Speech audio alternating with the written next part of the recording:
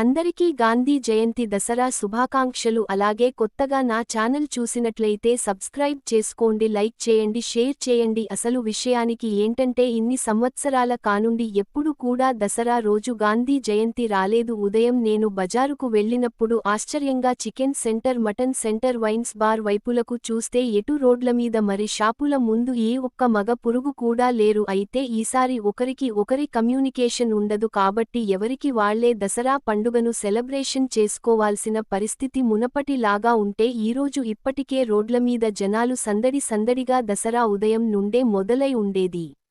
Macherla Sarangapani YouTube ఛానల్ను subscribe చేసుకోండి, like చేయండి, షేర్ చేయండి.